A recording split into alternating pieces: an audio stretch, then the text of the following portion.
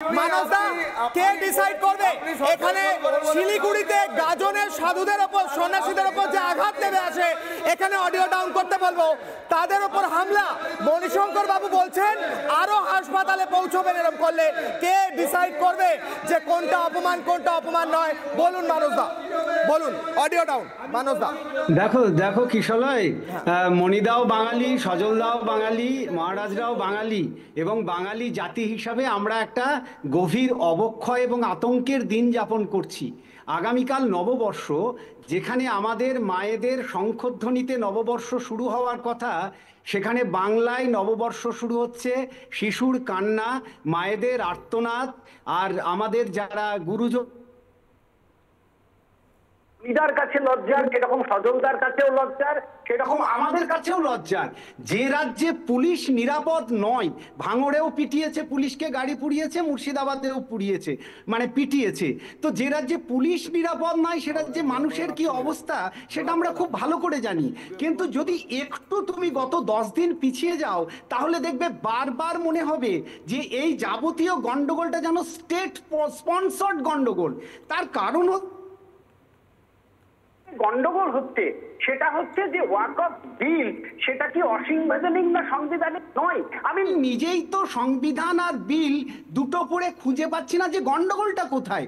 তার কারণ সংবিধানের যে ধারাতে বলা হয়েছে যে প্রত্যেকটা সংখ্যালঘু সম্প্রদায় নিজের মতো করে একটা বোর্ড গঠন করতে পারে, তার 6 এবং 7 নম্বর ধারায় খুব পরিষ্কার বলা হয়েছে। আমি দুটো ধারায় পড়ছি যাতে দুপক্ষই বুঝতে পারে যে এই রকম ভুল প্রচার তাদেরকে গারদে পড়া উচিত।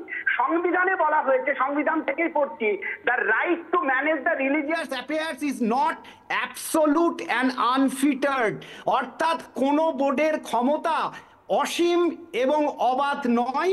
এবং 7 নম্বর ধারা 26-এর সেখানে বলা হচ্ছে the state can regulate the administration, অর্থাৎ ওয়াকফ বোর্ড সম্পূর্ণভাবে রাষ্ট্র নিয়ন্ত্রিত হবে। সংবিধানের এই ধারাগুলো না। আজকে যখন মোল্লা মৌলভী সিদ্দিকুল্লাহরা বারংবার বলেন যে ইডেন গার্ডেন্স নাকি তাদের, পেট্রোলিয়াম নাকি তাদের, কেন রাজ্য তাদেরকে বলে না যে তোমরা অনর্গল মিথ্যা কথা বলছো? তার মানে রাজ্য কি চাইছে দাঙ্গা লাগুক? রাজ্য কি চাইছে গন্ডগোল হোক? রাজ্য কি চাইছে আমাদের নববর্ষ শুরু হোক একটা গভীর আতঙ্কের মধ্যে দিয়ে, যার ফলে এদেরকে ক্রমাগত বিষোদ্গার করতে দিচ্ছে, এদেরকে ক্রমাগত মিথ্যা কথা বলতে দিচ্ছে, পুরো বিষয়টাকে যেন ভুলিয়ে দেওয়ার চেষ্টা হচ্ছে? কেন আলোচনা হচ্ছে না? ওপেন ডিবেট হোক সংবিধান নিয়ে, ওয়াকফ বিল নিয়ে, কেন সেটা হচ্ছে না? কেন ধারাবাহিক ভাবে মিথ্যা কথা বলছে রাজ্যের মন্ত্রীরা, রাজ্যের নেতারা, বিভিন্ন মৌলবীরা, বিভিন্ন ধর্মীয় সংগঠনের নেতারা? কেন বলছে? কেন নববর্ষের সকালে আমি শিশুর হাহাকার শুনবো? কেন নববর্ষের দিন যেখানে লাল পাড় শাড়ি পরে আমার মায়ের শঙ্খধ্বনি, সে জায়গায় কেন আমি হাহাকার শুনবো? এটা বাঙালির সংস্কৃতি, এই দিয়ে আমাদের নববর্ষ শুরু হবে? আমরা কোথায় বাস করছি? ঠিক এখানেই মানসদা আমার প্রশ্ন, আমরা কোথায় বাস করছি, এবং প্রশ্ন থাকছে যে যেখানে বাস করছি সেই জায়গায়, যেটা আমার জন্মভূমি, সেখানে আমারই বহু সহনাগরিক এই মুহূর্তে কি হয়ে রয়েছেন, রিফিউজি হয়ে রয়েছেন। একদম শেষ কথা, আমি হিরণময় মহারাজকে আরও একবার, হিরণময় প্রভুর কাছে আরও একবার যাব। প্রভু 30 সেকেন্ড আপনাকে দিচ্ছি।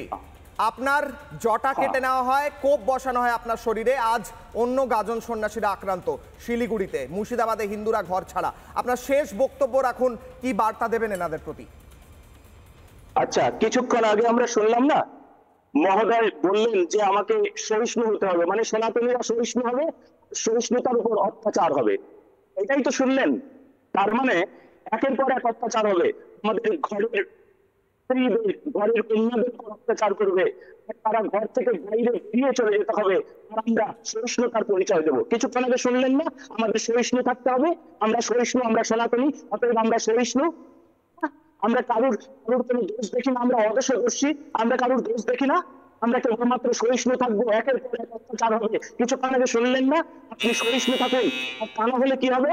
আপনি যদি সত্য কথা বলছেন, আচ্ছা এমন সত্য কথা যদি অত্যাচার হয়, যদি অত্যাচার করা হয়, তবু আমরা সহিষ্ণু থাকবো।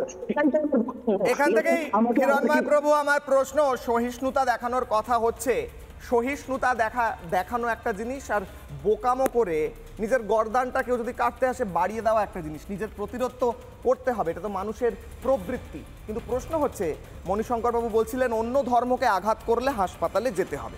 অন্য ধর্মকে আঘাত করা হচ্ছে কিনা কে ডিসাইড করবে? কে ঠিক করবে? কে ঠিক করবে যে এইটা হলো অন্য ধর্মকে আঘাত করা আর এটা অন্য ধর্মকে সম্মান করা? এটাও নিশ্চয়ই সেই ঠিক করবে যে অন্য ধর্মের, এবং তারপর সে সেটা ঠিক করে আমাকে কিংবা কোনো সাধুকে হাসপাতালে পাঠাবে কিনা ঠিক করবে, তারপর সে সেই পাঠানোর ব্যবস্থাটা করবে।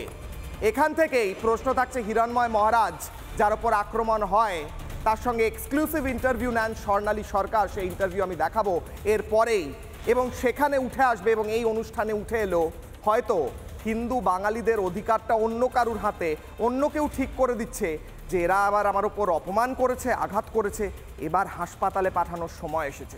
ফিরহাদ হাকিম হয়তো ঠিক করে দেবেন। ফিরহাদ বাবু, আপনি ঠিক করুন, আমরা প্রস্তুত আছি, আমরা শান্তিপূর্ণভাবে প্রতিরোধ করার জন্য প্রস্তুত আছি। আমরা বলতে হিন্দুরা, আমিও তো হিন্দু, আমরা যারা হিন্দু তারাও শান্তিপূর্ণ প্রতিরোধ করতে জানি। ছোট্ট বিরতির পর নানা ধরনের কন্টেন্ট দেখার জন্য লাইক করুন, শেয়ার করুন আমাদের ফেসবুক পেজ, সাবস্ক্রাইব করুন আমাদের ইউটিউব চ্যানেল। পাশাপাশি অন্যান্য ব্রেকিং নিউজের জন্য অবশ্যই চোখ রাখুন রিপাবলিক বাংলায়।